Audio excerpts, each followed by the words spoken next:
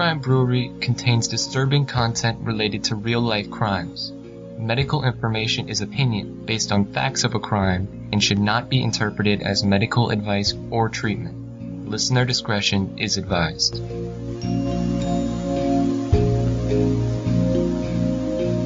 Welcome to True Crime Brewery. I'm Jill. And I'm Dick.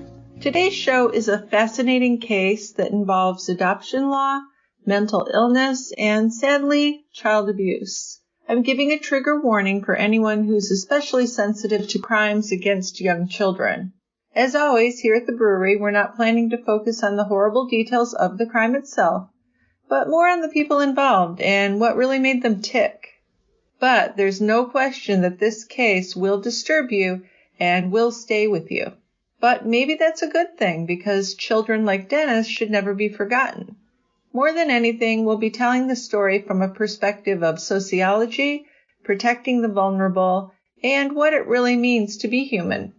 Of course, Dick will help us also with the medical evidence from the perspective of an experienced pediatrician.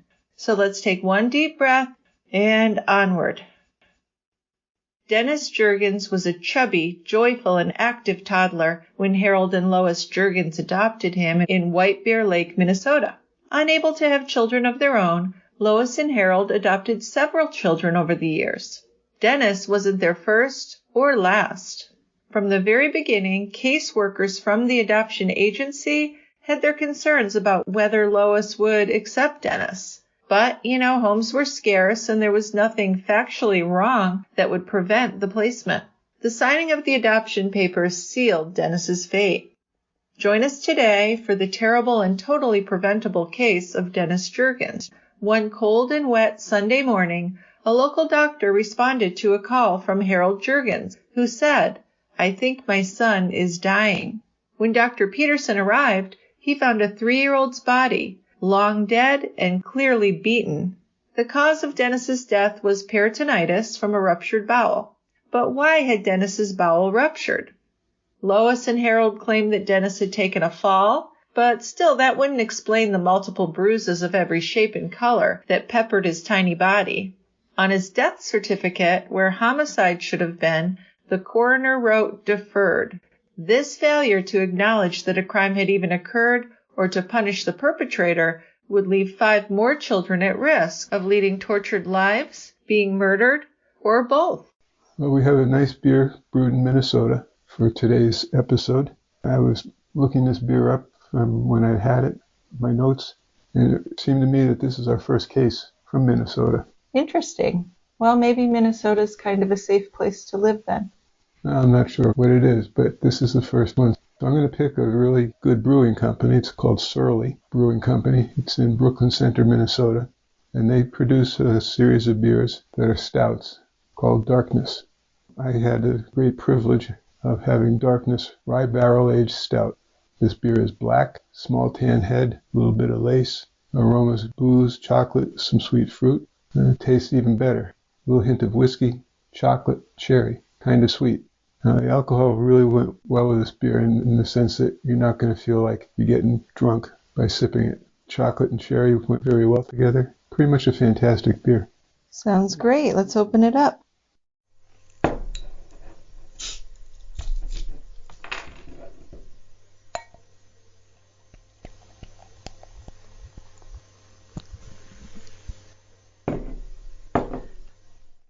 Okay, Dickie, let's bring that beer down to the quiet end and start on this difficult story.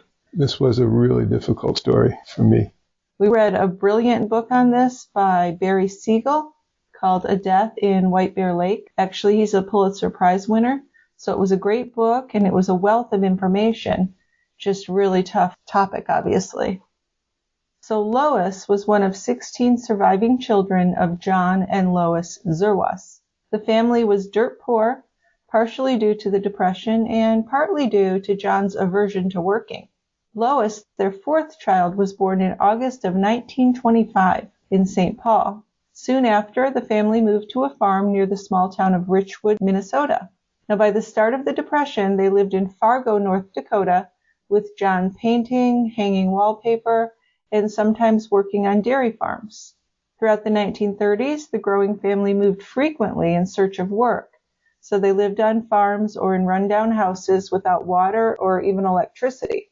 They moved down to a farm in Hastings, back up to North St. Paul, then Maplewood, then Park Rapids, and then finally in 1949 to a weathered yellow frame house at the end of Park Street in White Bear Lake. So they were at the edge of a swamp across the railroad tracks, far from the actual lake. Some of John's sons followed his ways, sleeping till noon and scavenging for junk in the countryside that they could sell for cash. The children with jobs had to give most of their paychecks and their income tax refunds to their father. In fact, the eldest, Eloise, remembered working at the local Montgomery Ward store, and one day her parents, who needed groceries, showed up to get her paycheck. So as the Zerwas children married and had their own children, the clan really built up a reputation in White Bear Lake. Some thought they were carefree and fun-loving. That was the generous way to put it, while others considered them wild and just plain old no good. The director of White Bear Lake's recreation department had to call the Zerwas family often about their kids misbehaving at the parks, at the skating rinks, and at other recreational events. Once when he called the Zerwas home, they told him, "Don't call us, call the cops." So that was pretty much the attitude. Most of them were on welfare, and neighbors walking past their home often heard Lois's father shouting, so there was a lot of fighting in that house. Lois stood apart from the rest of the family for her shyness. As she grew up into a teen, she longed for escape. She quit school in the 8th grade when she was 14, and after that, when she wasn't working or doing chores, she would go dancing and bowling and roller skating. So at a dance at the school one night in the spring of 1941, when she was 15 years old, Lois caught the eye of a band leader, a quiet 19-year-old boy who played the saxophone and the clarinet.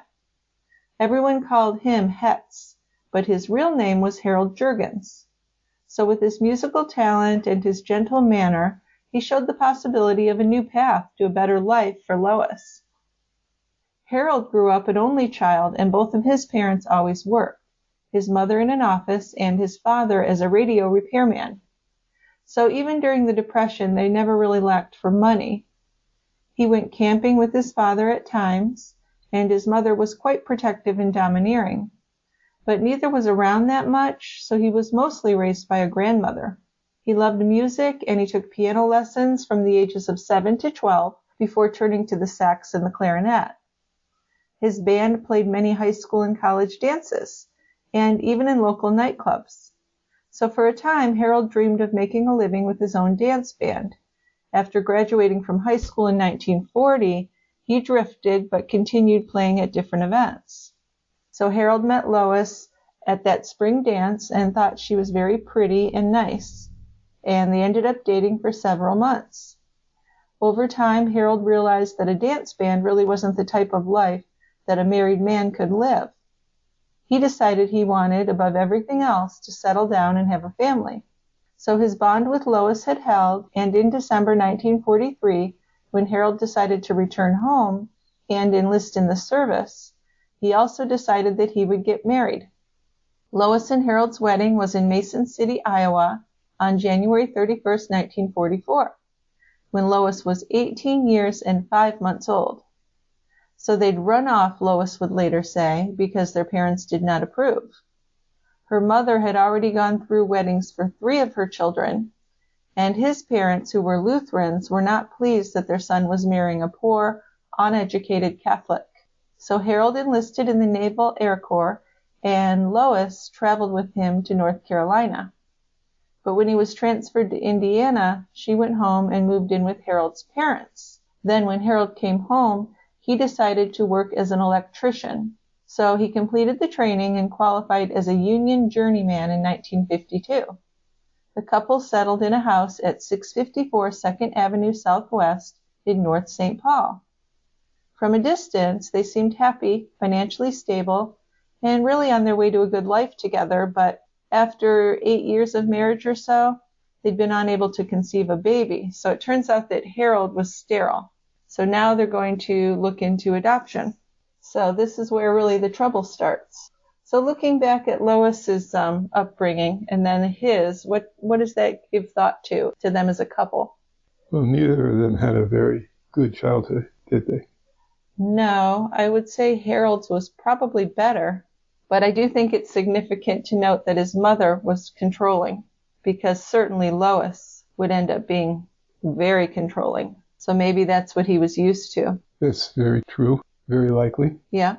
They also, at least Lois's family, had moved around a lot, so they never really established roots in any one place. No. Well, and Lois was pretty, I don't know if I'd say she was ashamed of her family, but she certainly wanted to think of herself as being better than the rest of them. It was pretty motley crew, really. Yeah, it was. Yeah. Well, so they couldn't have a baby, and Lois actually wasn't feeling very well either. Her complaints included fatigue, insomnia, lower abdominal pain, and chronic constipation. Her sleep was often plagued by nightmares, too. She felt irritable and agitated, and above all, really tired. So Harold took her to doctors, but no one seemed to help. Then in July of 1951, Harold decided to write to the Mayo Clinic in Rochester, Minnesota. "Dear Sirs," he wrote, "I believe that if it would be possible to send my wife through your clinic, much could be accomplished. She's 25 years of age and hasn't been well for quite some time. I've sent her to several doctors, but no good has come of it, and money was spent foolishly. I'm awaiting your reply. Very truly yours, Harold R. Jurgens." So the Mayo Clinic did write back on July 13th, saying that they were sorry Harold's wife was feeling unwell and they offered help. The Jurgenses would come to the clinic immediately without an appointment and then just wait their turn. So they left soon after that for Rochester. Lois was admitted to the Mayo Clinic on July 17th and stayed there until August 3rd, so about 2 weeks. Yeah. Yeah. And this whole time they were testing. Yep. Well, after a medical examination found nothing out of the ordinary, on July 30th, they had her seen by a psychiatrist, a Dr. Goldstein. So he found her friendly and willing to answer all of his questions, but at times she was a little bit repetitive about things. They actually talked for quite a long time, and the psychiatrist later would summarize what she had told him. So he wrote that the patient came from a large impoverished family. The father was an alcoholic and quite brutal towards her mother and the children. Lois had left home at age 15, and she resented being taken out of school in the 8th grade so she could help out at home. Despite all that, though, she was okay until she got married and began to live with her mother-in-law. Harold's parents had wanted the marriage annulled because Lois was not educated. Harold was an only child, too closely attached to and dominated by his mother, Lois said. She said that she broke him of that, but that he wouldn't convert to Catholicism. And she fought with her mother-in-law over religion and over control of Harold. So he's kind of this guy in the middle of these two controlling women. Yeah, that's a tough place to be. I can imagine, yes. She believed her mother-in-law once tried to gas her to death when she was asleep in the house. And she said she didn't enjoy sex with her husband because they couldn't have children. And she said that she wanted to be more religious. Well, that's a Catholic viewpoint, isn't it? The not wanting to have sex if you can't get pregnant from it? Yeah. The only reason for having sex is for procreation. I think that's what she was taught. I mean, look at all the siblings she had. Yeah. At the end of her session with Dr. Goldstein, he prepared a diagnosis and prognosis. So this is interesting. He wrote, "A 26-year-old married woman with a long-standing psychoneurosis of the mixed type, starting back to childhood as evidenced by bedwetting until age 13, fears, and nightmares. It is fortunate that this woman has not been able to carry through pregnancy at this time, as a child will only compound and complicate her emotional disturbance. She would be a poor candidate for adopting a child at this time." Because of their financial limitations, Goldstein referred the Jurgenses to a therapist at the University of Minnesota's Department of Psychiatry. So we don't know if Harold or Lois actually contacted that university doctor, but we know that Lois did continue to get help. She would be hospitalized many times throughout her life as well. So she stayed at the Ham Memorial Psychiatric Clinic in St. Paul from December 13, 1954 through January 24, 1955. So she underwent electroshock treatment in early 1955, and 3 months after Lois was discharged from a psychiatric facility, in June of 1955, they filed an application with the Bureau of Catholic Charities in St. Paul to adopt a child. So clearly they weren't going along with the recommendation of Dr. Goldstein. So it would seem. So the records don't show whether they revealed all of her psychiatric history to Catholic Charities, but the couple didn't hide that she had visited the Mayo Clinic. She said she'd gone there to determine, among other things, whether or not she had cancer. And then she signed a consent for release of medical information. The Mayo Clinic's report to Catholic Charities was not encouraging, though, because it included Dr. Goldstein's judgment that Lois would be a poor candidate for adopting a child. So at that point, Catholic Charities turned down their request to adopt a child. So right now it seems like the system's working. It does. Yep. But that will not continue. So they're still hoping for children, and Harold and Lois began looking for a house with extra bedrooms and a large backyard in a quiet neighborhood. Because Lois's parents lived in White Bear Lake, they moved to a home across the railroad tracks from her parents' house in a much nicer neighborhood. So at this home on South Gardenet Drive, they had hope of what they'd been longing for. Gardenet Park had earned its nickname Bassinet Park because the streets were filled with kids day and night, playing wiffle ball, kickball, hide and seek, and just laughing from early morning to sundown. So a real family neighborhood. So she, by marrying Harold, had kind of moved up to a higher socioeconomic status from the rest of her family. Yeah, well, he's a success. He has a job. Yeah, he has a pretty good job. Some of Lois's siblings felt that she was putting on airs, though, and she really kind of did. Still, the family did admire and respect her. In their eyes, she'd smartly married into money and married someone with a good and dependable income. So like most of the Zerwasses, both the men and the women, Lois dominated her spouse, even in public. So when Harold talked, she often cut him off and corrected him. She told him when it was time to leave. Harold seemed afraid of Lois. When she spoke, he came to attention. And when she told him to shut up, he did. Most of the time, Harold sat in the background trying to avoid aggravating her. Those who had visited their home said that Harold was not allowed to use the front door or the upstairs bathroom. I don't know what that's about. You know, maybe he sprinkled urine on the seat. But I don't know why she just didn't make him sit down. I've heard of women doing that before. Yeah, that's a way of avoiding the seat controversy. Right. Also, if Harold wanted to go to a ball game after work, he couldn't go home first, or he knew he'd never be allowed back out of the house. So he wouldn't do that. Oh, no. He's doing everything he can to make his wife happy. He really is, which he probably did with his mother all his life. Yes. So Lois seemed more refined than anyone else in her family. And knowing that her siblings were poor, she was kind. She brought their children presents. When babies were born, she was right there with a gift, and she'd hold the newborn.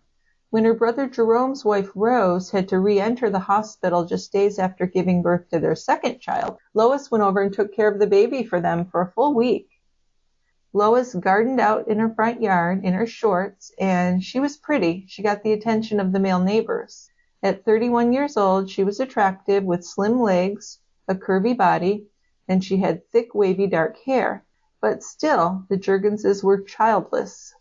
Lois would say, I was in this big house all alone, and when I would be around children and come home to the empty house, it really bothered me. So Harold and Lois had been living on South Gardenet Drive for 3 years when, in early 1960, they heard about a pregnant waitress working at a coffee shop who planned to give up her newborn for adoption. Whatever the source was, the news of this newborn, and that there was no need for formal approvals, was really exciting for them. Private placements in Minnesota were not illegal then, and the prospect of adopting a baby outside of official channels definitely appealed to them because of the trouble they'd been having recently with the Ramsey County Welfare Department.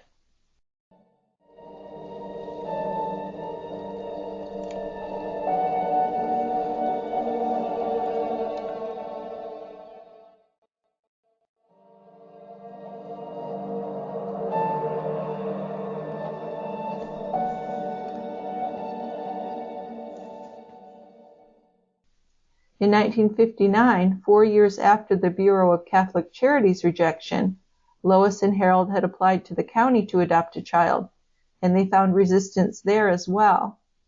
This was mostly from caseworkers who found Lois to be cold and rigid. So they have two different factors involved that don't feel that the Jurgens would be a good place to adopt a kid. Yes, exactly. And mostly her, not Harold. Right. When the county finally offered them a 2-year-old boy, though, they turned that down. They said that he was too old and seemed handicapped. So not only were they having a hard time, but they were kind of picky and in a very shitty way, right? 2 years old is too old? And what do you mean seemed handicapped? It's kind of gross how they wanted a smart child and a good-looking child, and it kind of turns your stomach. But Harold knew the name of the waitress and quickly contacted an attorney. And just that easily, they did become parents. The baby boy was born on June 22nd, and 4 days later, on the afternoon of June 26th, he was delivered to the Jurgens home. Harold and Lois gave him the name Robert, in honor of Harold's father, and furnished one of their 2 extra bedrooms with a crib. Despite resistance from the welfare department officials who disliked these arrangements and remembered their negative experiences with Lois, the Ramsey County Juvenile Court approved the placement. So Harold and Lois finally had the child they'd wanted. Robert was little, kind of a sickly baby, quiet and not super active, so he didn't really disrupt the household routine. The Jurgens home, despite the new baby, remained immaculately clean and very ordered. Harold by now had converted to Catholicism, so from the time Robert was 9 months old, they made a point of reciting their morning, evening, and before meal invocations in front of him. Lois was so proud to show off that Robert, at age 1.5, could make the sign of the cross. Kind of weird, huh? Well, we got to teach the basics here. So, not the colors or the ABCs, but the sign of the cross. Sign of the cross, yeah. So the couple, though, was still unsatisfied with their new little family. They still had 1 empty bedroom. By now, Harold was 40 and Lois was almost 37, both near the age where they'd be considered too old to adopt. So on the day after Christmas in 1961, they again applied to the Ramsey County Welfare Department, seeking to adopt a second child. This time, Harold and Lois would need official approval, though. So Jeraine Reckdahl, a Ramsey County Welfare Department caseworker, was shivering when the Jurgenses met her at their front door and let her inside. The furnishings inside, she noted, were of good quality but pretty comfortable. The floors were hardwood. Harold had converted a breezeway off the kitchen into a room, making for a large open family dining and cooking area. Robert's toys were confined to a corner of this space. There was a large bass fiddle occupying one corner of the living room and a piano in the other corner. So Jeraine thought the Jurgens' home was really lovely.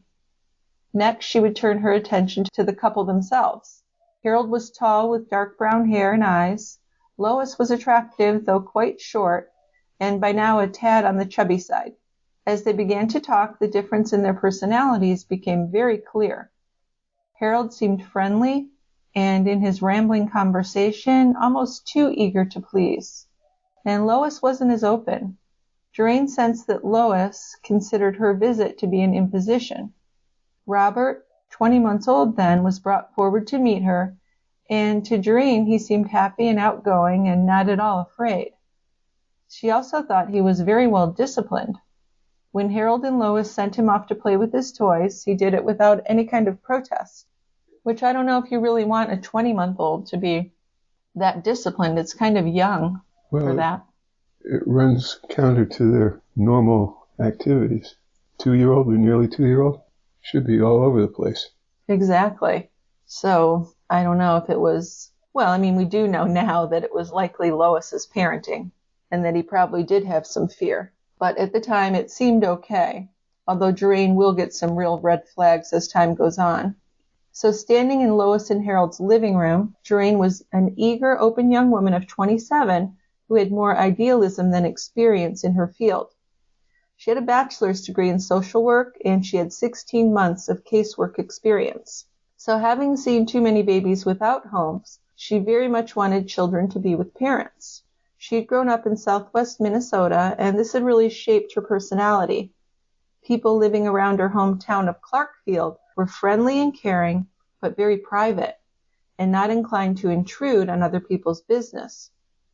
So in those early days, Jurgen trusted people and tended to blame herself whenever she had contrary thoughts.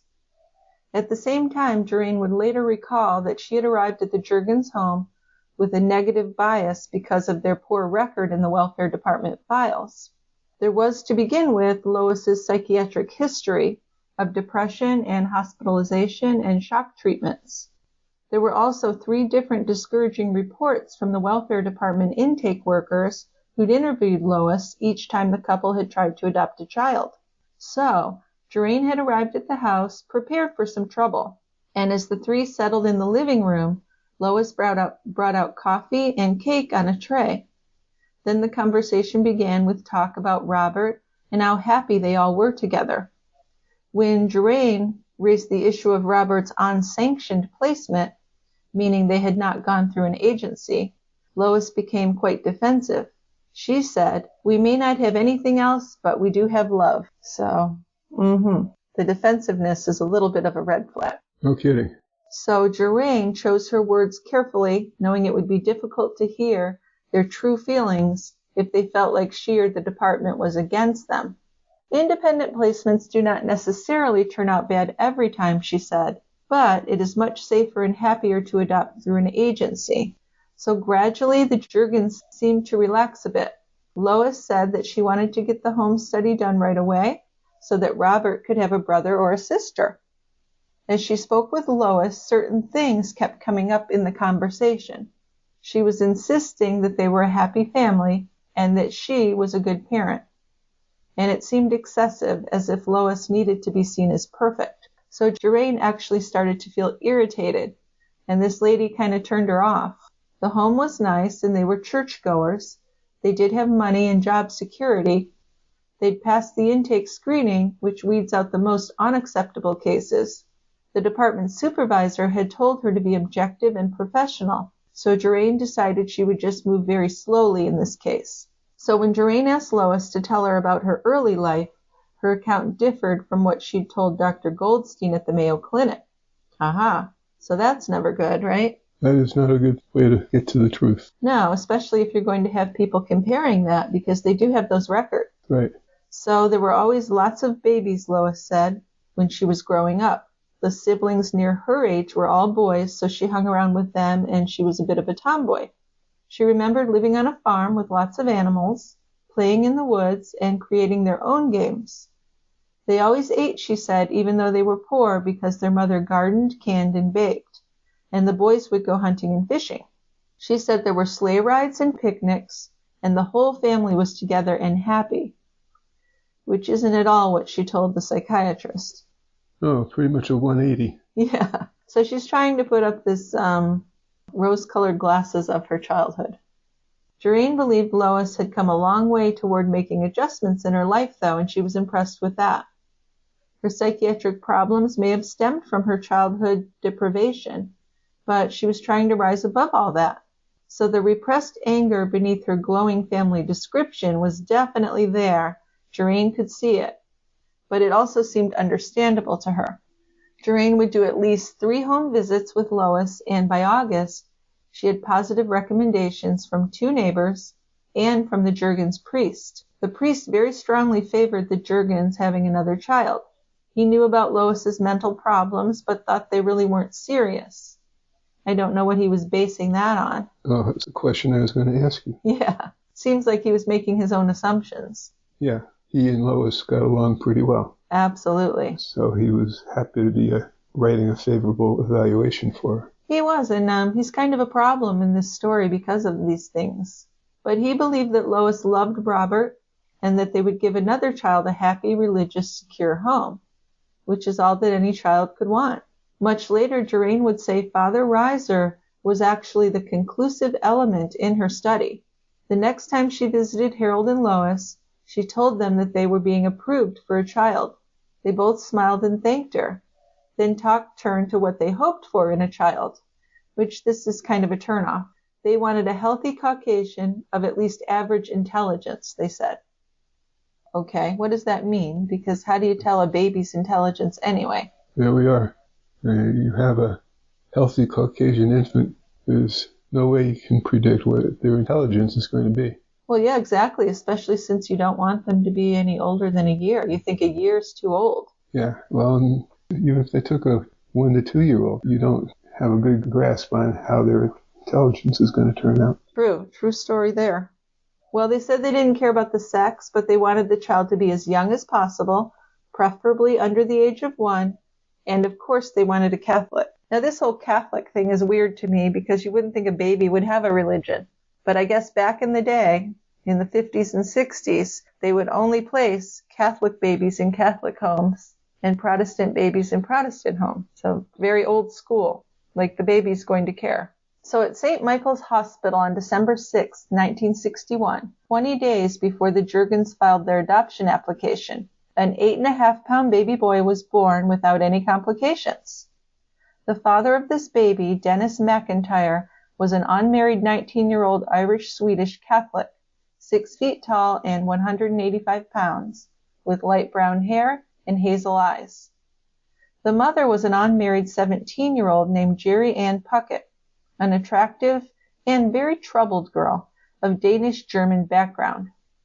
So at 5 feet 5 inches tall and 160 pounds, with long blonde hair and blue eyes, she was a well-built young woman with attractive facial features. Jerry named her baby Dennis Craig Puckett. She was a Protestant by background, but just then she was planning to join the Roman Catholic faith.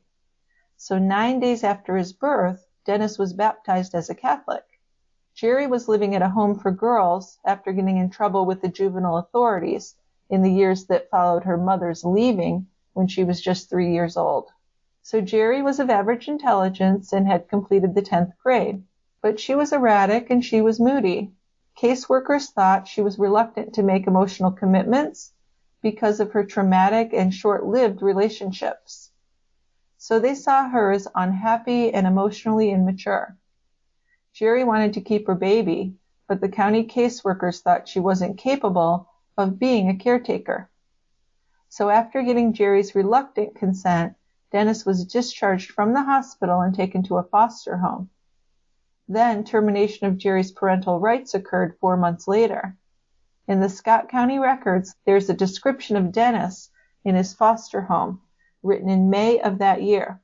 So this reads, "He's solidly built with blue eyes and blonde hair. His foster mother, Mrs. Martins, beams when she talks about him, calling him a real nice baby and a clown, for he always laughs at himself or at other people when they are around. He's extremely strong, already able to turn himself over. He has no teeth yet, but they're coming. He's drooling. He naps in both the morning and the afternoon, and he eats well." So sounds good, right? It sounds like a nice baby. Yeah. In Dennis's short life, there were several times when his fate could have been changed. Soon after authorities took her baby from her, Jerry canceled her plan to convert to Catholicism. But by then, Dennis was already registered as Catholic on the state adoption rolls. So Catholic he would stay. This made him unusual because at that time there were very few Catholic babies in the state registry. Private agencies like the Bureau of Catholic Charities handled most of the Catholic placements.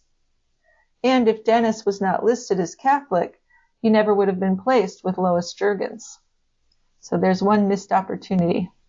The official notice sent on November 2, 1962, from a Minnesota State Adoption Unit social worker to the director of the Scott County Welfare Department said that the State Department of Public Welfare had made a match between Scott County and Ramsey County. The agency had a prospective adoptive home for a Catholic child who'd been living in a foster home for almost 1 year. This child was Dennis Puckett, and the adoptive parents were Harold and Lois Jurgens. "Although we have some reservations as to the suitability of this home for Dennis," wrote the state social worker, "we're referring it to you for your consideration as it's the only Catholic home available at this time. If you don't wish to proceed in this matter, Feel assured that we'll continue to search for new homes for this little boy. So it was the morning of November 28th when Jurgens drove from St. Paul to Scott County, and there was a conference to discuss the possible placement of Dennis in the Jurgens home. So the Scott County people began by describing Dennis. They said he was an ideal little baby who should move into placement very easily, as he was afraid of no one. He was a very active boy, quite alert and curious. He needed to be watched all the time. Jurgens, listening and looking at the documents, began to feel concerned. Dennis was within days of being 1 year old, and Lois and Harold had wanted a younger child. In fact, she felt like Lois had been very certain about that. So what do you think is her obsession with having a younger child like that? I think, in my opinion, she thinks she can kind of form this person into what she wants the person to be. Absolutely. Yeah, and the younger the better for that. That's right. You got to get them before they get bad habits. Exactly. And she had some pretty harsh judgments about this boy that were red flags before the placement. And Jurgens seemed to really understand that, at least for some time. So Jurgens drove to the Martins' foster home to meet Dennis. He was sleeping, and Mrs. Martins went to wake him up. Then a moment later, she saw this husky, smiling, blonde-haired toddler crawl out from a bedroom. Dennis came straight over to her and climbed right onto her lap, very friendly and outgoing, babbling and showing her his toys. Jurgens thought he was very appealing, beautiful blue eyes, spontaneous, and really just an exuberant child. Mrs. Martins definitely was fond of him too. She laughed, and she said he was never shy and would go to anyone. She did add that he was a wild one, not a bad baby, but he did keep her going all the time. So that doesn't sound like something that would go well with Lois and her perfect little house. Boy, it sounds like a recipe for something bad. Yes. So Jurgens decided that she would call Lois and Harold and then tell Scott County when or if they wanted to see Dennis. When Jurgens reached Harold later that day, he seemed really excited over the description of Dennis, and he was not concerned that the boy was a bit older than they'd wanted. So the next morning, the Jurgens met Jurgens at the welfare office in St. Paul, and this was for a pre-placement interview. Lois said right away that they were disappointed in his age. So to me, as soon as someone says they're disappointed about a child, that's just such a turnoff. I'd scratch him off. I would too. I'd be like, okay, fuck you, we're leaving. You really don't need to have a child anyway, you're horrible. And I'd say that without really knowing how horrible she is, just from that statement. What a thing to say. So, when Jurgens mentioned that Dennis was quite active, Lois leaned forward and said that he didn't sound very well behaved. This is a 1-year-old. Okay? Weird. So she wanted to know if he looked like Robert, too. Jurgens said they had the same coloring, but Dennis was larger boned and huskier. After studying Jurgens' photos of Dennis, Lois said that he didn't look much like Robert.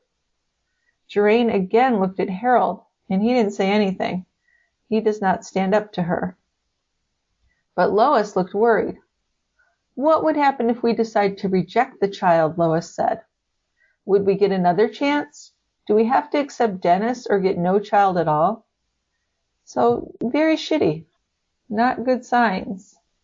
So Jurgens said that wasn't how it worked. If she had negative feelings, the state would think it best that they don't take him. Their name would be returned to the state register, and they'd be considered for other children. But she did have to say that they were Catholic, and there were very few Catholic babies on the register, so there was a high possibility that they'd wait quite a long time. But at the same time, she didn't want this to influence their decision. She didn't want them to just take Dennis because that's all they could get. But the reality of the situation did have to be told to them. But by now the caseworker had a sick feeling in her stomach about the whole thing, and she just wished that Lois would say no to this placement. But they didn't. They decided they'd visit Dennis that same afternoon.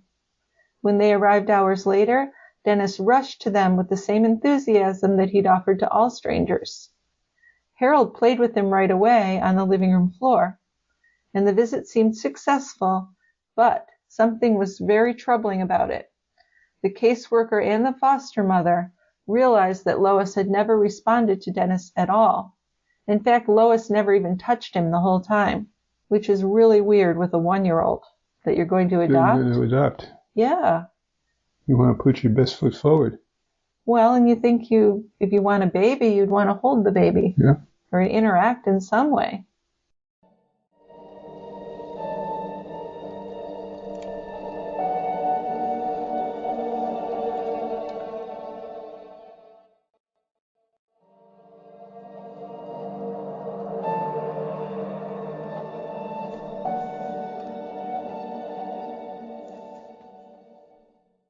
So when Jurgens called them the next morning, Lois didn't sound enthusiastic.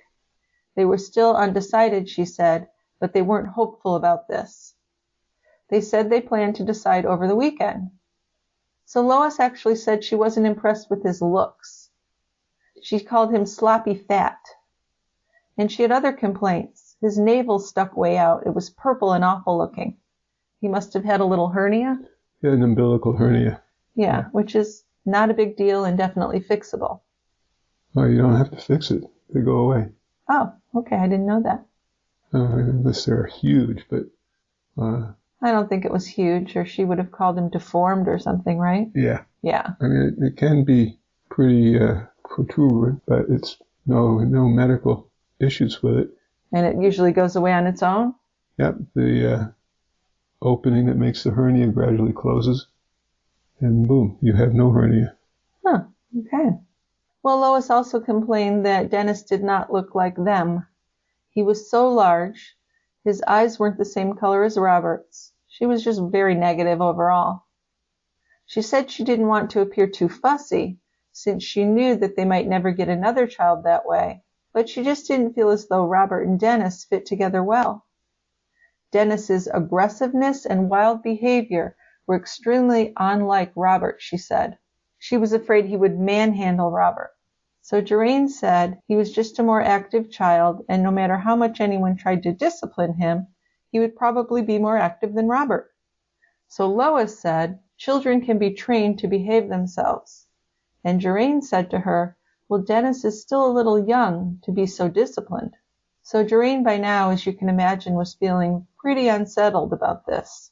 She told Lois that if she had such negative feelings, then it might be better not to take him.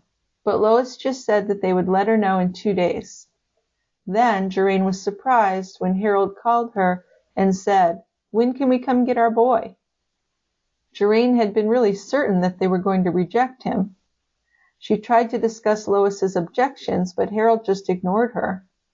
Dennis was a real nice boy and could fit into their home just fine, he said. Lois, though, still seemed conflicted. We're not getting any younger, she said. We know the agency doesn't place babies with people over 40, so if we don't take Dennis, we'll probably never get another one. Jurgens felt angry at the state for making this referral at all, and she wished that they would just turn down Dennis. Even with all the negatives, I really don't feel as though we want to turn the baby down, Lois said. We should at least give it a try. So Jurgens, looking for a way out of giving Dennis to these people, proposed a week-long trial visit. When Harold and Lois agreed to that, the caseworker left the house relieved that at least there would be a pre-placement period. Maybe they'll decide against taking the boy, she hoped. Then on December 7th, 1962, Lois traveled by herself to Scott County to pick up Dennis. He weighed 20 pounds, and he was exactly 1 year old and 1 day. That doesn't seem to be overweight. No. To me, for a 1-year-old. No, of course not. I guess that Robert was just kind of a tiny baby, and she's one of these women that think you can't be too skinny or too rich, right? That's right.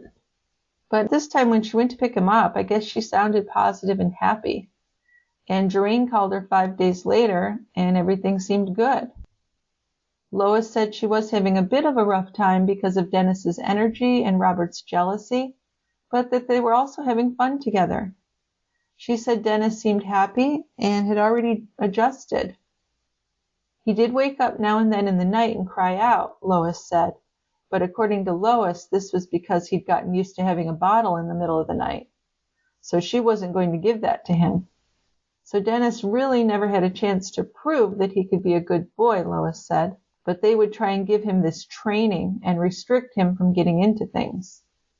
She also said that Dennis had a lot of sloppy fat on him, but she was going to change that by feeding him more vegetables and meat and less milk. Lois still couldn't say if she wanted to adopt him, though.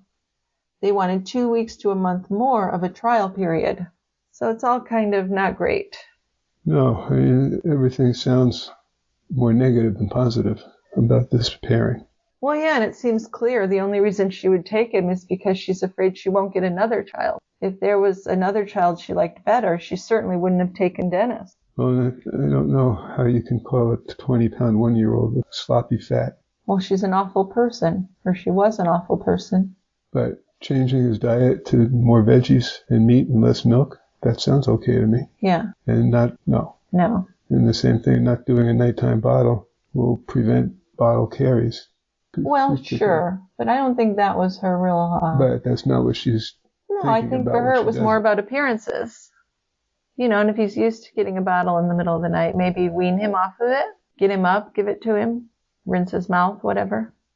Yeah, there's things you can do. Of course.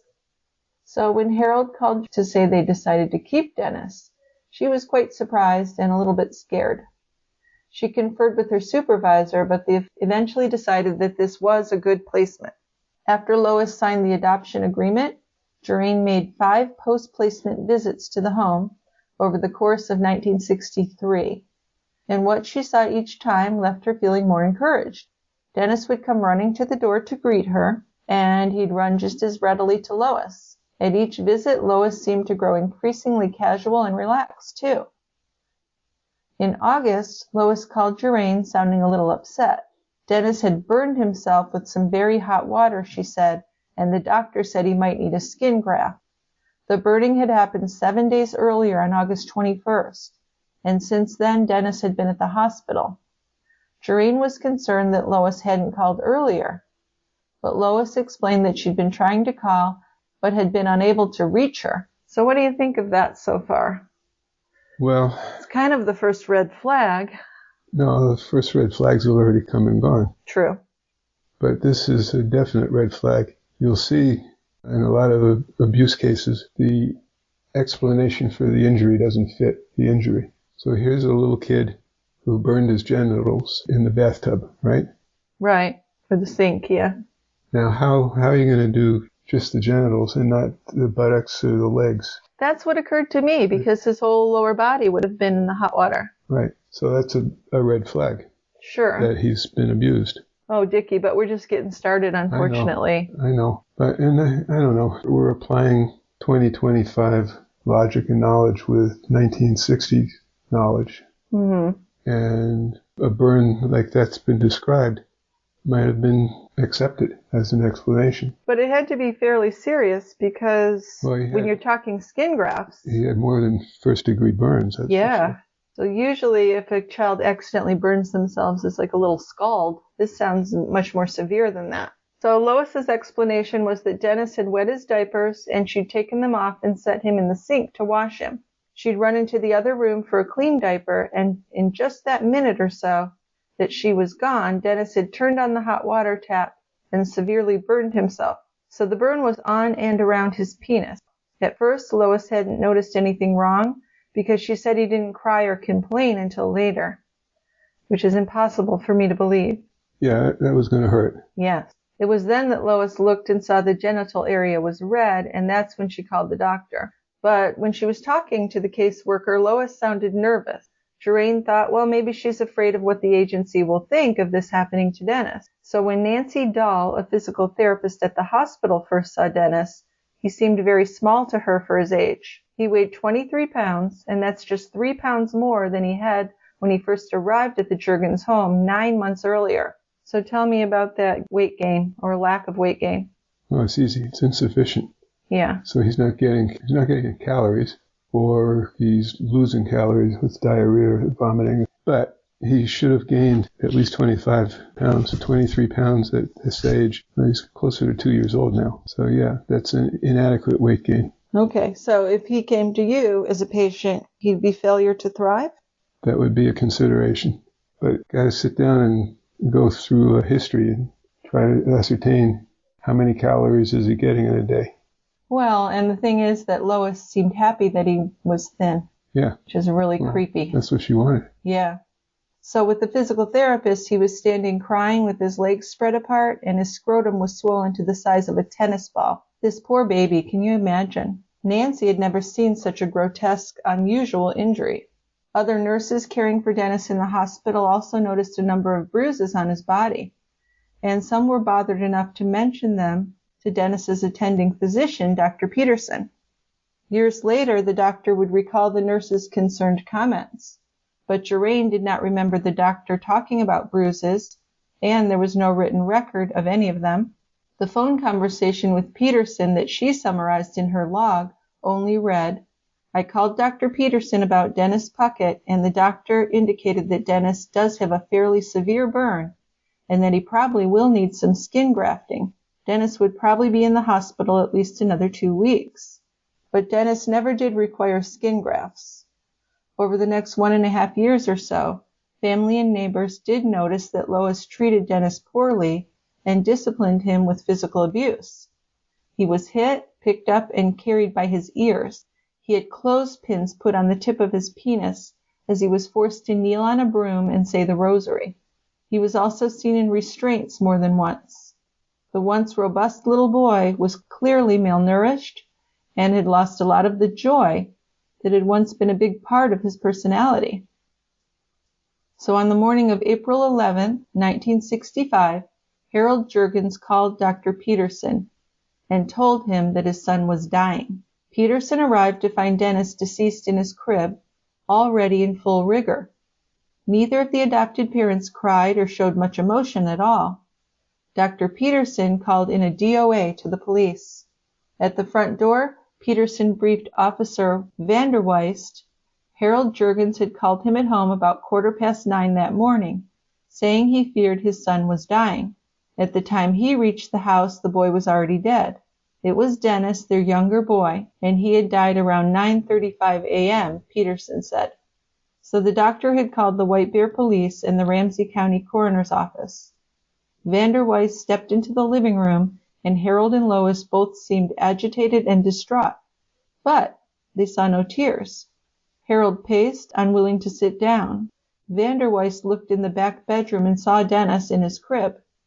Arms, shoulders, and a small head were seen above a blanket. So Vanderweist spoke first with Harold, then Lois, and they were told pretty much the same story. Dennis had a bad cold.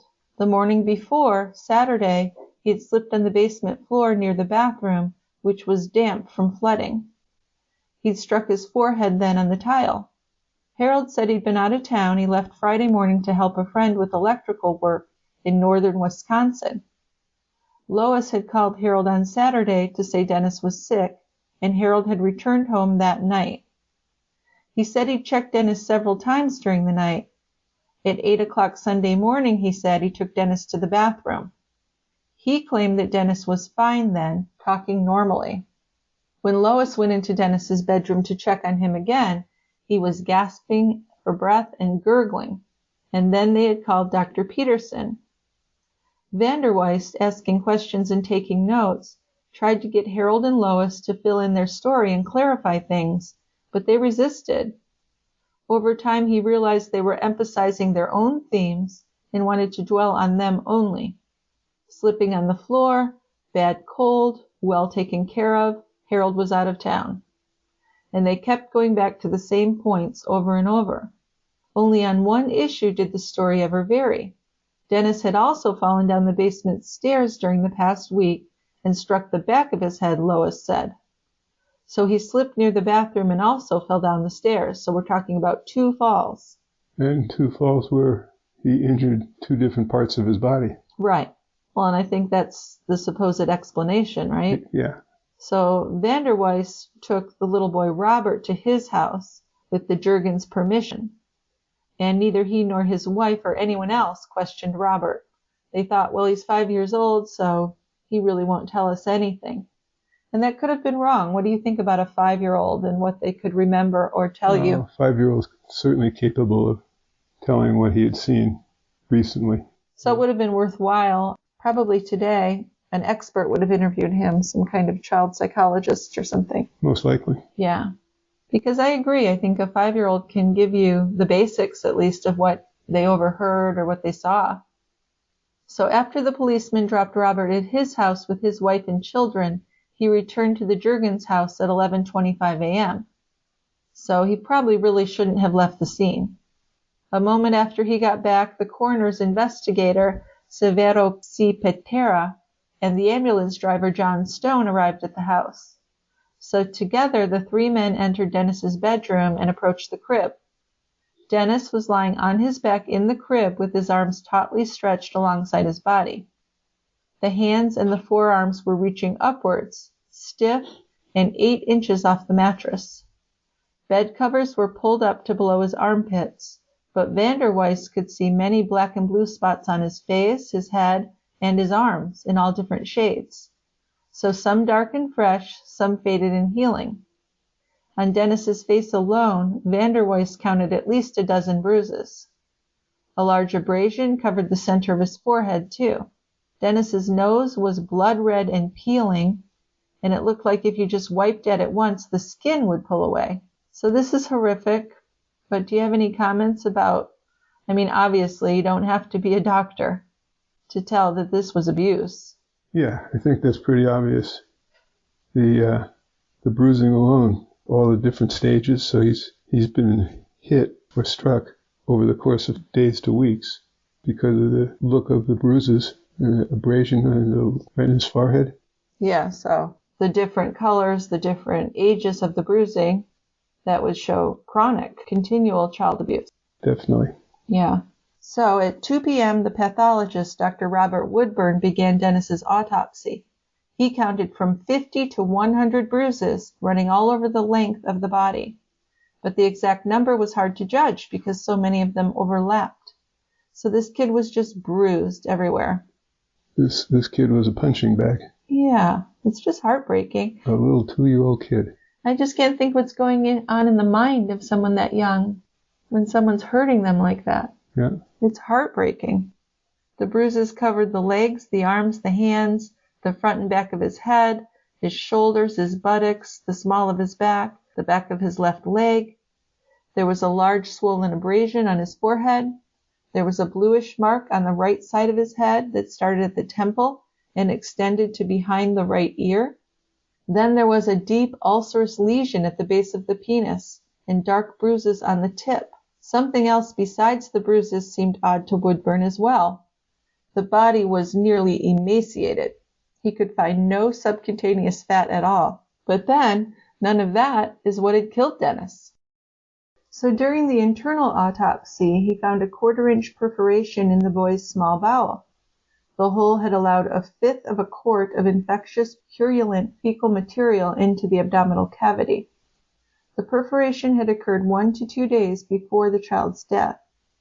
During that time, the pus-filled matter had solidified, forming adhesions, so these are signs of peritonitis. Dennis most likely had died after an extended period of agonizing pain, and he died needlessly. Peritonitis was usually treatable with antibiotics, and the bowel could be repaired, but of course only if you contacted a doctor.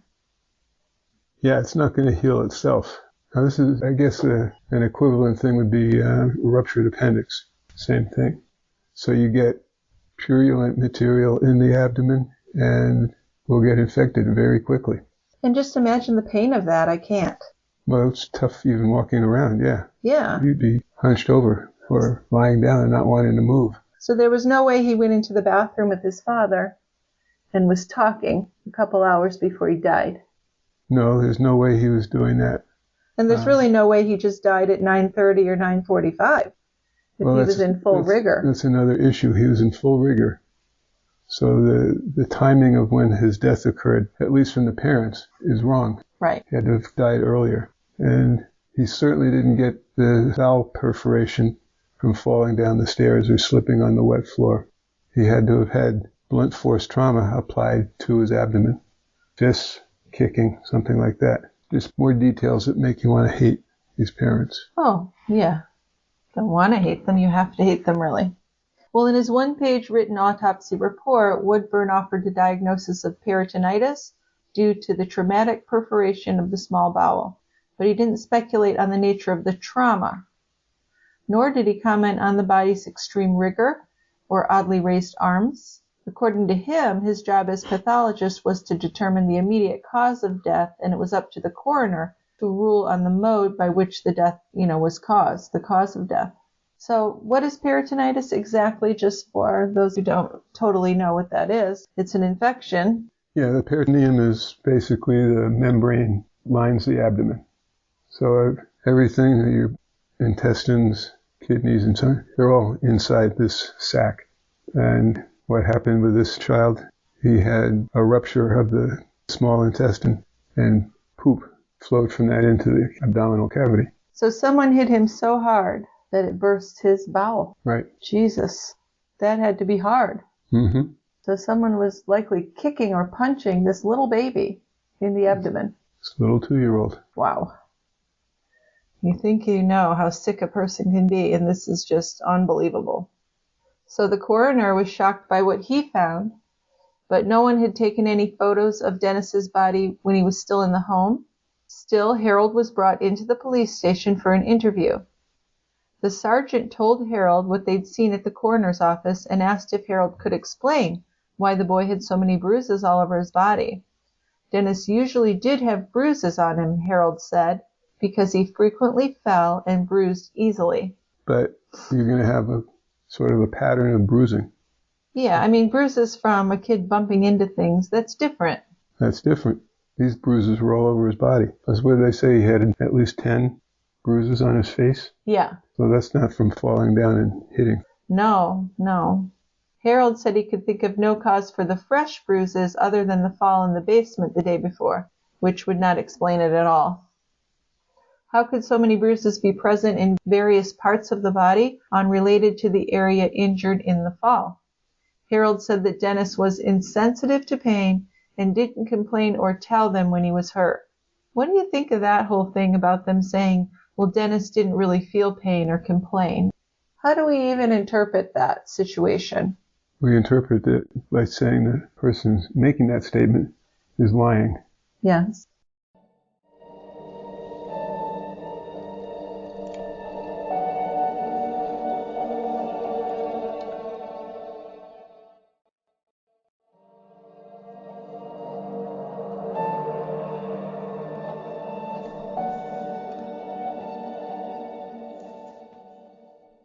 But then I also think after that much abuse, maybe a child stops complaining as much, which is really a horrible thought. Well, he would probably learn pretty quickly not to be too boisterous or not to scream. Yeah. So probably more like curl into a ball and weep, which is kind of what his brother will describe. We'll get into that, which is also heartbreaking. Yeah. This is just such a difficult thing to even talk about. So Harold said that Dennis always had constipation, and when asked about the open wound at the base of the penis, Harold said one time last summer, Dennis had been standing in the bathtub and had turned on the hot water faucet, which scalded his genital area. Dennis was treated then, but he said the penis kept healing slowly and cracking open again. Obviously lies. Yes. How would that happen? It wouldn't. No. And if it did, any normal parent would be at the doctor's office immediately. Yeah, what it sounds like to me is that if he having things crack open, that someone was still traumatizing. Yeah, she continued to do it. Yeah. Yeah, over and over, which is just dreadful. Also, the pathologist thought that Dennis was malnourished. Harold said he ate good, he ate the same things that Robert ate, but he said that Dennis didn't seem to know how to eat properly and didn't know how to chew, so we're blaming the baby. Like something's wrong with this baby. Sometimes he swallowed chunks of food without chewing, Harold said. Harold again explained that he hadn't been home for a couple of days. He'd gone to Wisconsin from Friday morning to Saturday night and had not known about the fall in the basement until he returned home. But this boy was dead and somebody had to have caused the death. So the police asked Harold, has Dennis been hit or kicked in any way? And Harold said, not that he knew of. Okay. And as these questions got more pointed, Harold became less inclined to talk at all. He repeated his themes that he wanted to talk about. Dennis was uncoordinated. Dennis fell a lot. Dennis bruised easily. Dennis did not feel pain. So after about half an hour, the meeting ended. That was it. Harold left the police station just after 7 o'clock. Then the police went to Dr. Peterson's office to question him. And he really was no better. He became very guarded and uncomfortable. He no longer wanted to talk. When Peterson admitted that he'd last seen Dennis just 2.5 months ago in the office, the officers asked about the open wound on his penis. But the doctor said he couldn't remember seeing anything like that. How would that be possible? Well, he either didn't look or he's lying. Yeah. When asked if it was possible for Dennis with peritonitis to be conscious and easily talking at 8 a.m., just an hour and a half before he supposedly died, Peterson wouldn't answer. When asked about the bruised, wounded condition of Dennis's body, Peterson said he couldn't recall those bruises. All he could recall was the forehead and facial bruises, because when he'd gone to the house, he hadn't even viewed the rest of the child's body. It was under a blanket. But then I think just to get the police out of his office, he said he'd contact Woodburn to discuss the cause of death. And that ended the interview. And part of the problem here is the police didn't know what questions to ask. They hadn't been trained in child abuse. Yeah. So that was probably the biggest problem in this whole case, was people that had positions where they could help the child weren't trained to do so, or even to investigate it after the death. Yeah, you're right. So officers Vanderweist and Korolchuk returned to the police station after interviewing family members and neighbors of the Jurgens. They brought their information about a pattern of physical abuse by Lois back to the police chief, who was a total piece of shit and did not seem eager at all to address any of the issues. So officers Korolchuk and Vanderweist didn't think highly of the chief from the beginning. They knew if you tell him about something, he's going to turn it over to someone else. When they finished talking, the chief told his 2 officers that without new leads or information, they'd gone as far as they could and the investigation was over. That's it. That's it. That's it. But later that same day, to their credit, on their own, Korolchuk and Vanderweist decided that the Ramsey County Attorney's Office should have a copy of their complete file, including the final analysis. So in a squad car, they headed for the courthouse in downtown St. Paul. And this is amazing. When they were 5 blocks from their destination, their car radio crackled. And the dispatcher told them, "Come back to the office. The chief wants you to turn around and return to White Bear." So the officers looked at each other. They didn't know how the chief knew what they were up to. But they weren't about to turn around. They continued driving. And Vanderweist reached for the radio mouthpiece and said, "We can't understand you. We can't hear you. Reception is bad here. If you can hear us, we'll be out at the county attorney's office." So I give these guys some credit for doing that. Well, they did do a little bit more evaluation than other people. They did. I think from their knowledge base, they did try and do the best they could. The people with the real authority, the physician, the chief of police, the attorney general, they totally dropped the ball. Yes, they did. So the officers ran up 3 flights of stairs in the county attorney's office, left their package with the file on the desk, and returned to their car. "We knew you were calling us, but we didn't know what it was all about," Vanderweist explained to the chief later that day. So that's how the case of Dennis Jurgens' death was passed to the Ramsey County officials. Both the county coroner and the county prosecutor had decisions to make. So, of course, Dennis was not the only child that was killed during this time frame in this area by child abuse. And the dead children that he saw really troubled the coroner, Dr. Thomas Votel. There were infants and toddlers with ruptured livers, cracked heads, and always the parents had explanations that just did not ring true. So that's like what you said. The first thing is their story doesn't match the injury. Exactly. Yeah. In all, there'd been a dozen such cases in Ramsey County between 1961 and 1965. Pretty horrific. In 4 of the 12, the child had died of peritonitis due to an abdominal injury inflicted by another person. Votel had tried flagging the county attorney, Bill Randall, on a few of those cases, but they never went anywhere. These cases are difficult to prove, the prosecutor would tell him. We have to prove malicious intent, and we need an eyewitness. So we don't believe that anymore. We think if a child is alone with an adult and something happens to the child, we can hold the adult responsible. But they thought they needed an eyewitness, and they needed to prove that the person who did it intended to kill or severely injure the child. So in suspicious child deaths where kids in their caskets had busted organs and bones, Votel began to write deferred on death certificates in the box that was reserved for mode of death. So the Jurgens boy on Palm Sunday had troubled him, but he was not totally shocked by it. He'd seen this before, and he understood that this was an abused child, no question. What to do about it, though, was unclear.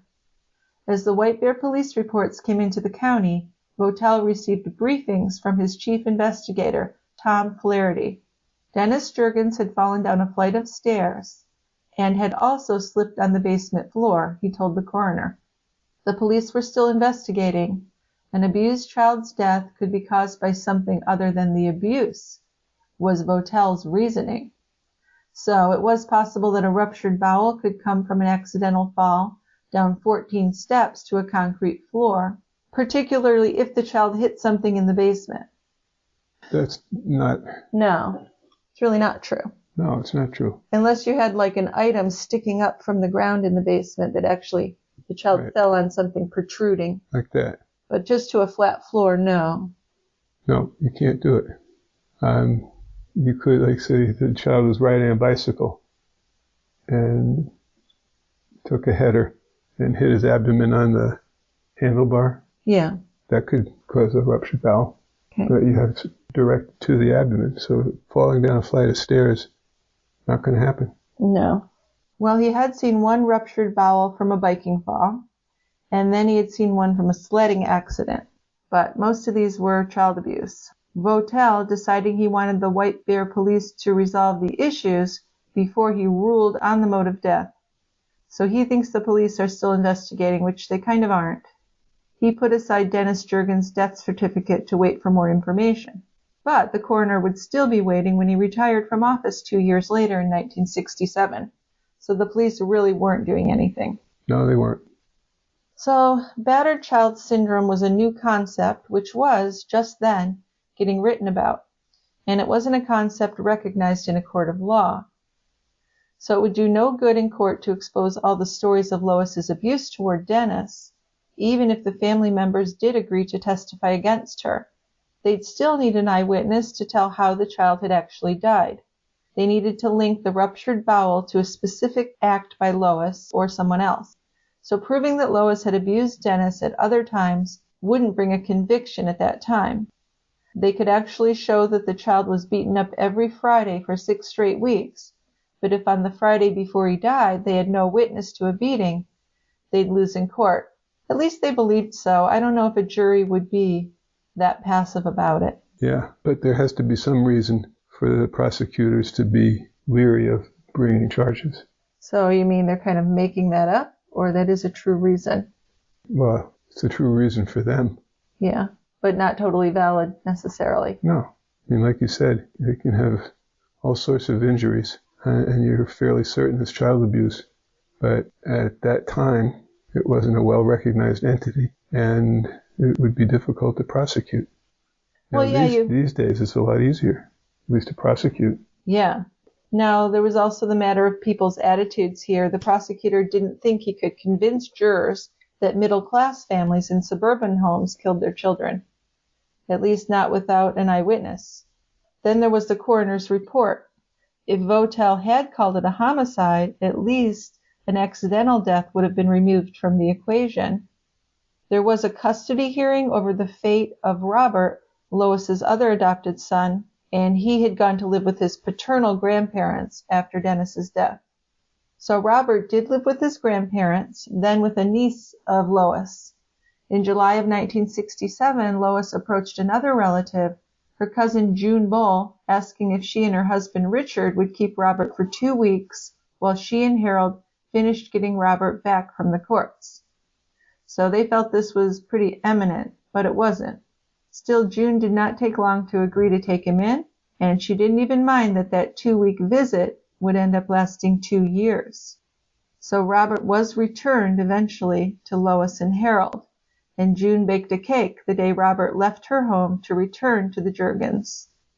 We'll try to celebrate, she figured, because it was either that or go into despair. He'd been 7 when he came to live with her, now he was 9. She did try to encourage contact for Robert with her and her children, but as soon as Robert was back with Lois, she avoided the family completely. So as Robert left June's home, she was just feeling horrible, like what's going to happen to this boy? Because the time he'd been there, he'd changed. He'd opened up. He'd learned to live a more normal life. So she called out to Harold, knowing that Lois didn't care, and said, "Harold, you watch him." But Lois never let her see Robert again. When she'd call Robert on the phone, Lois would say he was too busy. There were 2 occasions driving by the Jurgens' home when June met Robert out by their mailbox. He would talk, but he kept looking over his shoulder at his parents' house, and June sensed that he didn't want to be caught talking to her. So, very traumatic for June. She just hoped that Robert would be okay. But then, in March of 1969, there was a mother of 4 in Kentucky who was going around trying to give away her children. Renee, Grant, Michael, and Ricky, ages 9, 8, 6, and 4. So of course it was difficult to place 4 children in one home, and they agreed to look in Minnesota as well as Kentucky for a family for the children. Lois and Harold Jurgens would end up taking these children, who Lois abused from the beginning. So these children were humiliated in public, and they were beaten with kitchen utensils. They lived their lives in fear, and Harold did very little to help them. The 4 children were eventually removed and put into foster care. Then Robert, too, asked to live in a foster home. That's telling, isn't it? Yes, and Robert apparently was not treated as badly as the other 4, but still, he was treated badly, and he cared about these other kids who were his siblings.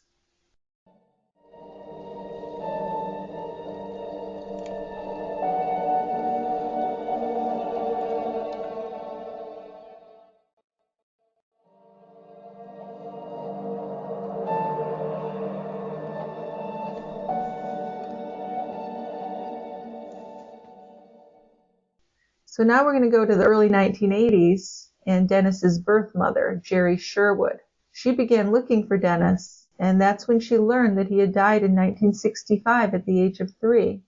From a yellowing newspaper notice of his death that she'd found during this search, she learned that his body had multiple injuries and bruises. From the death certificate, she learned that the coroner had never ruled whether the death was an accident, a homicide, or natural causes. They just buried his body and that was it. So she's not just grieving about this, she's extremely angry.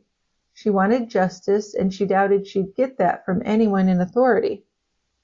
She'd married Dennis's father, and her daughter Misty had arrived 18 months later.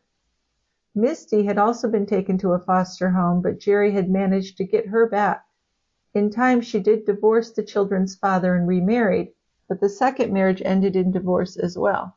After that, she'd supported the 4 children as best she could, sometimes managing an apartment building, sometimes drawing welfare assistance, and sometimes dancing in a bar.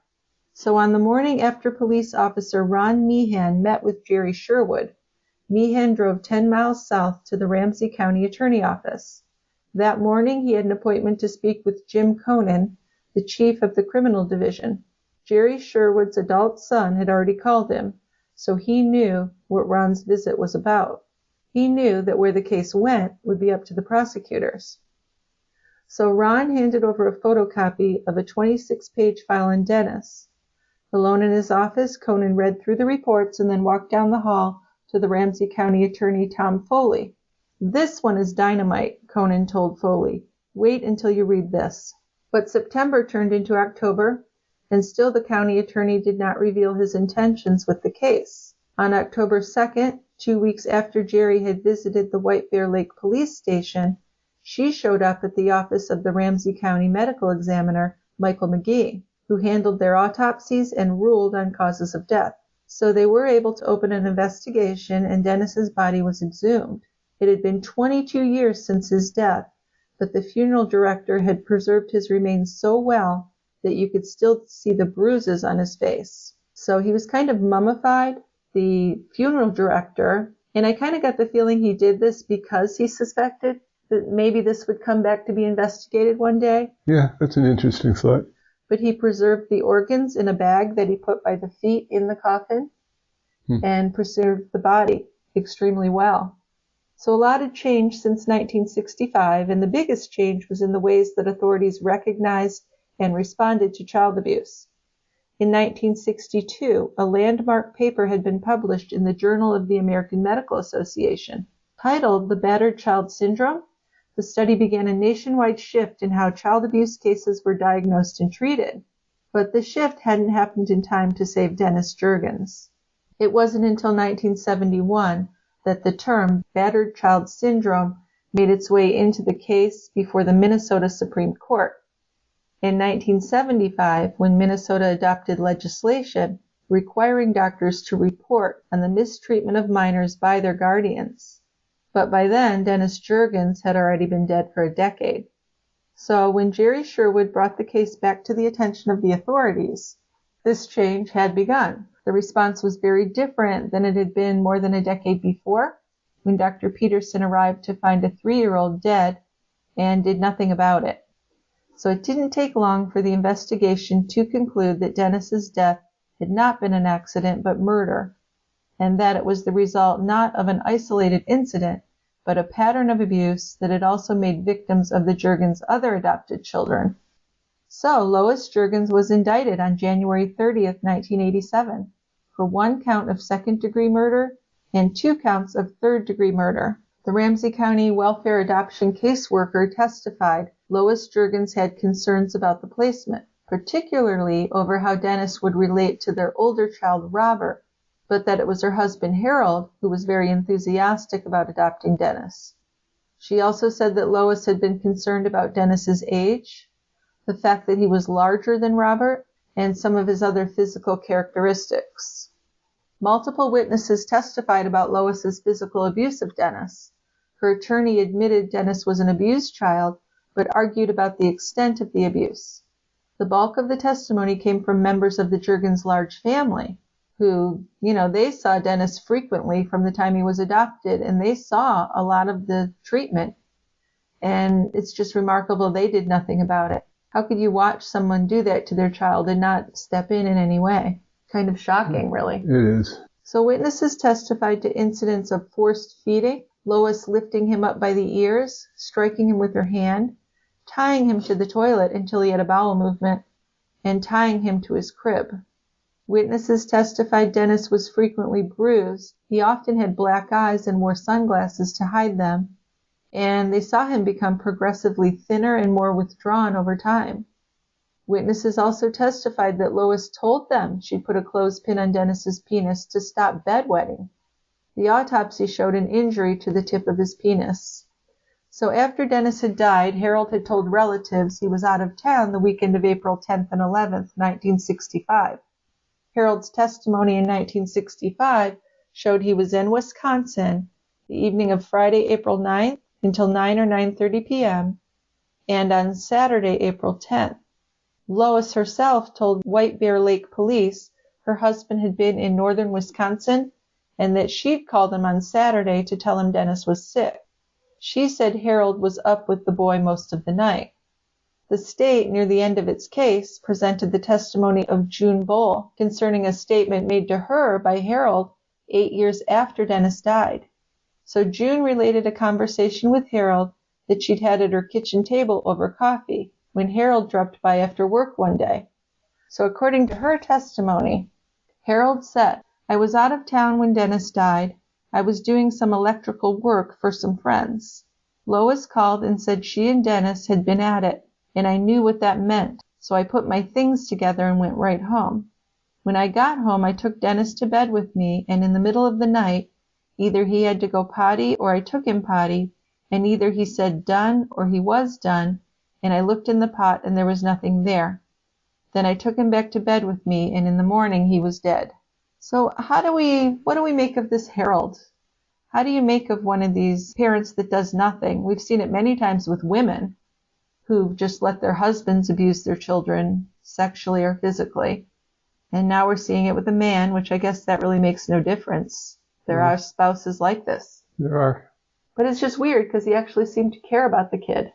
At some level. Yeah. But not enough to do anything. He's not going to cross his wife. Which is just crazy to me. Yeah. Yeah. It makes him just as bad to me. Maybe not just as bad, but close. Pretty damn close to as bad. Yes. But, we were looking at this in a rational way. And there's no rational way for that person to stand by. It's totally irrational. Yeah. Well, she testified that later Lois had sent her dirty socks and a lead pipe when she'd asked for the adopted children's clothing.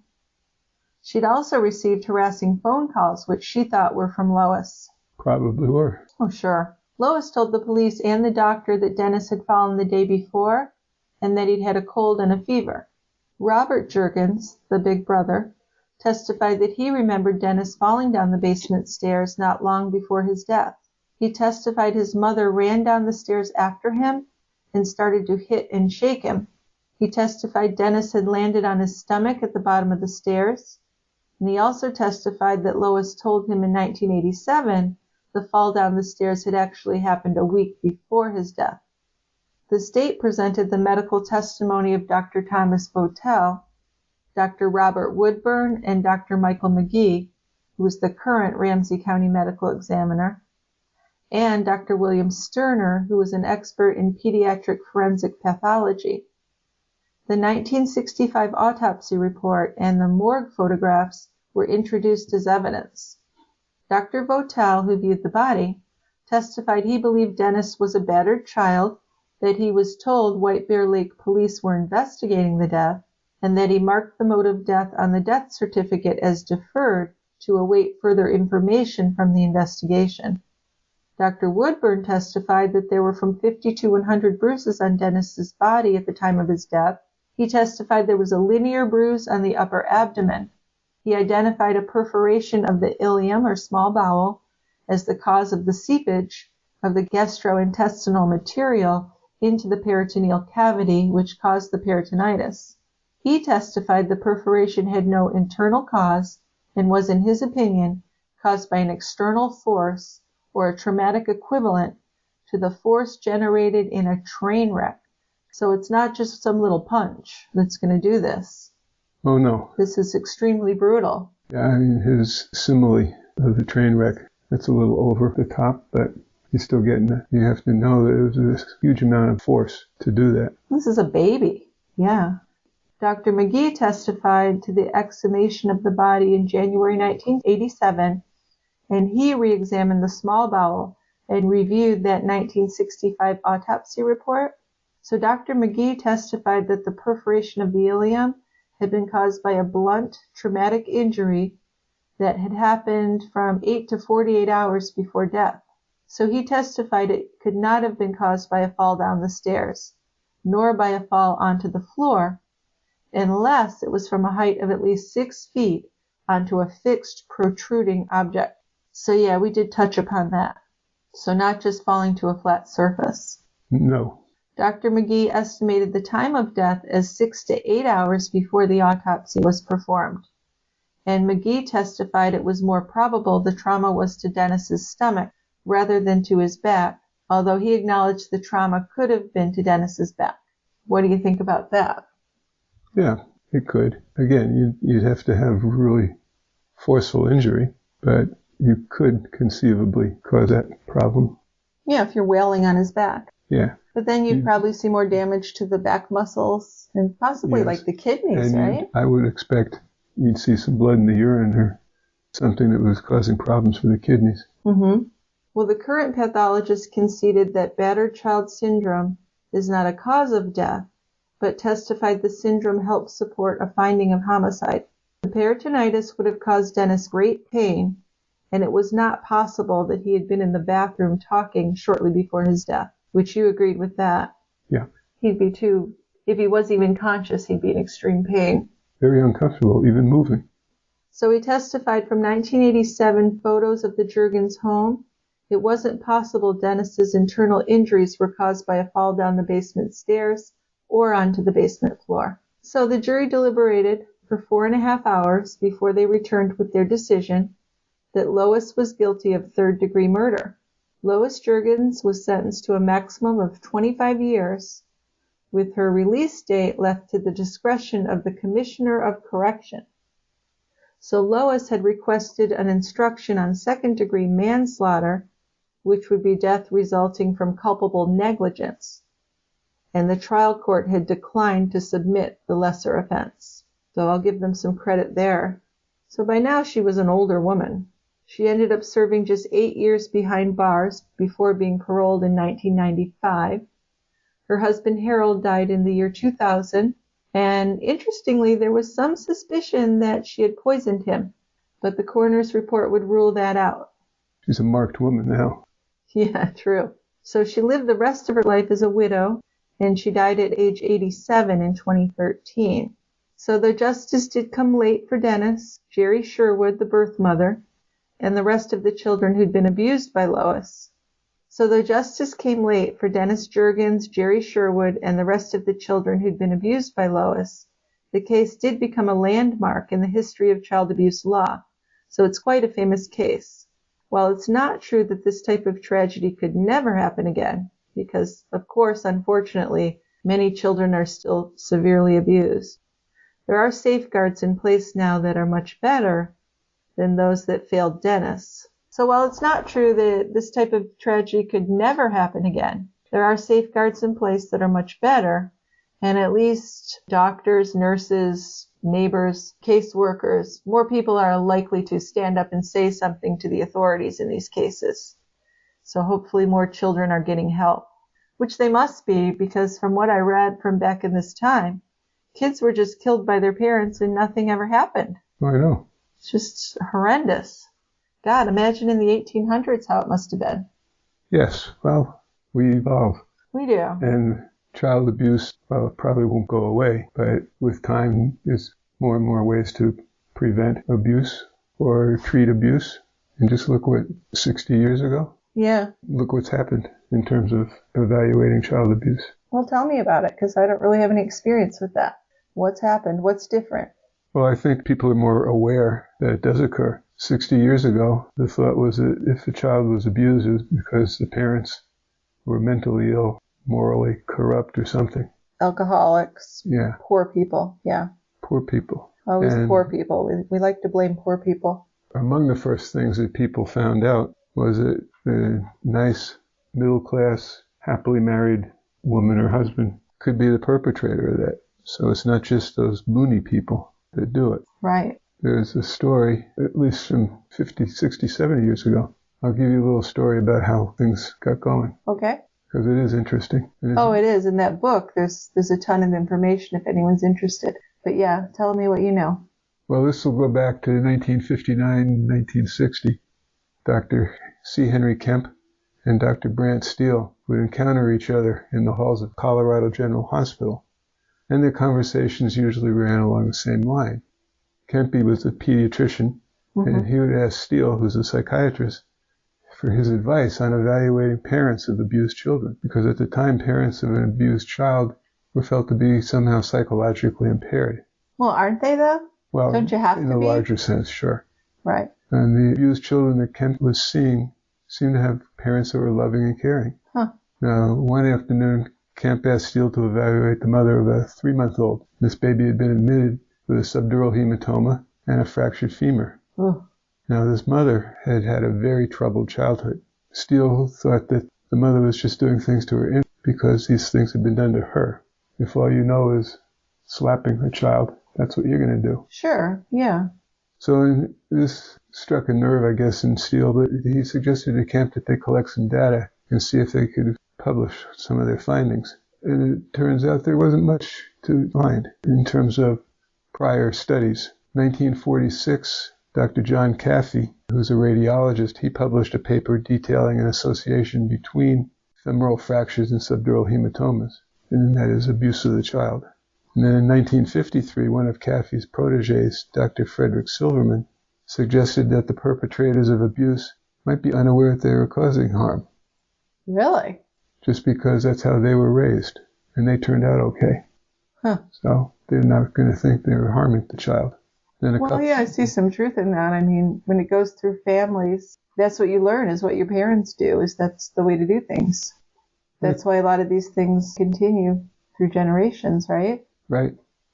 And then a couple years later, 2 other doctors said that some of the lesions seen in abuse case were intentional. And Dr. Caffey suggested that the abusers be punished for their actions. Well, there's a novel thought. A novel idea. Right. Kemp prepared an abstract on child abuse that was presented at the Society of Pediatric Research meeting in 1959. Now, the paper was not presented because, other than the abstract, the full paper wasn't presented because it was considered not to be sufficiently important. By whom? Leaders of the Society of Pediatric Research. Thought that child abuse. Oh my God. Wow. Yeah, but the more families got evaluated, the more investigators could see that these were not psychotic or mentally ill patients.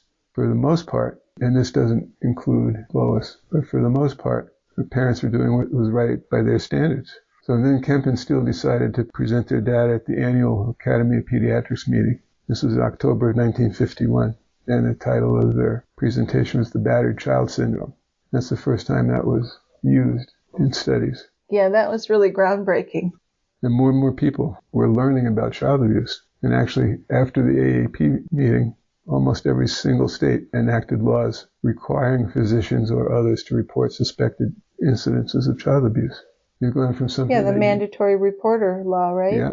And as long as you're reporting on what you feel is correct, you can't be prosecuted for that. So if I said, Jill, you've been abusing Gomez. Oh, not my little Gomez dog.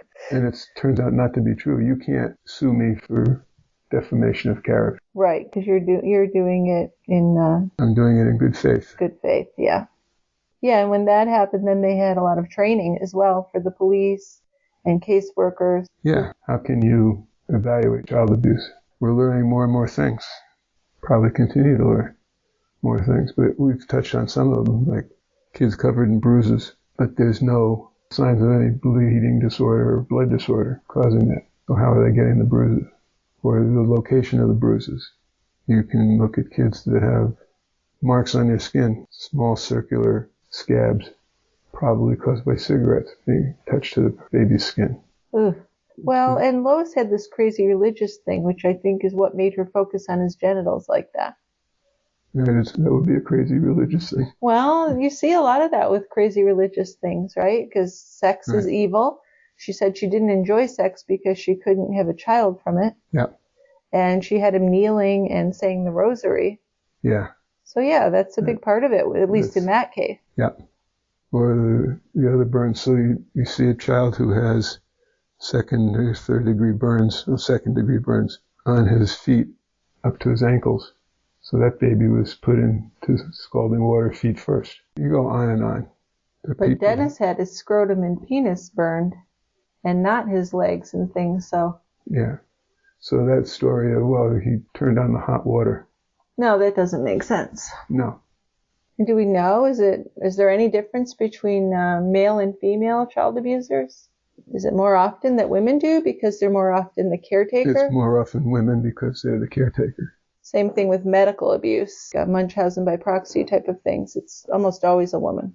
Not always, but mostly. Yeah, I mean, the proportions are quite striking. But you wonder, as there are more stay-at-home dads, are we going to see that change? Probably. Yeah, sure. Because it really has nothing to do with the sex of the person. It's the situation they find themselves in and how they deal with it. Right.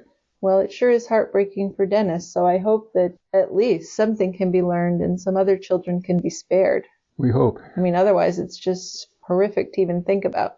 Okay, well, I think since we're getting near 2 hours, we will do feedback next week. One thing I really want to touch on is Crystal Rogers, a case we did way in the beginning. Way back there. She went missing in 2015. We started the podcast in 2016. I think she was one of our first cases we did. She was pretty early. And a couple people have already been convicted for helping either, I think, after the fact with her murder, Her body's never been found. But now her boyfriend is on trial, just started a couple days ago. So Yeah, and you didn't like him from the start. no, I think we all knew it was him. There were some obvious things that just made you think it was him. Yes. Yeah, obviously. So, but the family in on it as well. There was a grandmother who didn't like Crystal because she already had 4 children. And, she just wasn't good enough for the family. So, yeah, we'll definitely touch on that and whatever else you have. We will have a few things. Yep. So you still have a few days if you want to get in a voicemail or an email with a case suggestion or something you'd like us to discuss in feedback. And we thank you for listening, and we'll see you next time at the quiet end. Come on down. Plenty of room. Absolutely. Bye-bye. Bye, guys.